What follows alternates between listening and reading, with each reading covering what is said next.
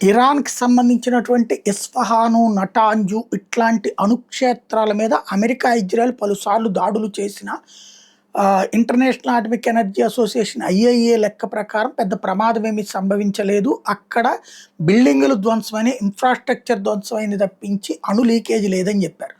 అదే సందర్భంలో ఇరాన్‌కి సంబంధించినటువంటి అణు విద్యుత్ కేంద్రం మీదన ఇజ్రాయెల్‌కి సంబంధించినటువంటి అణు విద్యుత్ కేంద్రం మీద డెమాన్ దగ్గర ఉన్నటువంటి అణు విద్యుత్ కేంద్రం మీదన ఇరాన్ దాడి చేసినప్పుడు అక్కడ సంథింగ్ లీకేజ్ ఆనవాళ్ళు ఉన్నాయంటూ ఎమర్జెన్సీ ప్రకటించి ఆ ప్రాంతంలో చెక్ చేస్తున్నారు. ప్రస్తుతం ఐఏఈఏని కూడా పిలిచారు. అది ఒక పక్కన నడుస్తుంటే దానికి ప్రతీకారంగా ఇజ్రాయెల్ ఇరాన్లోని మరొక అణుక్షేత్రం మీద తాజాగా చేసినటువంటి దాడిలో ఏదైతే ఇరాన్స్ ఆటమిక్ ఎనర్జీ ఆర్గనైజేషన్ చెప్తున్నటువంటి లెక్క ఏంటంటే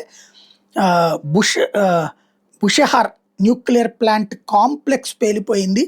అక్కడ రేడియేషన్కి ఏమన్నా ఇంపాక్ట్ ఉంటుందా లేదా అన్నది చెక్ చేయాలని చెప్తుంది.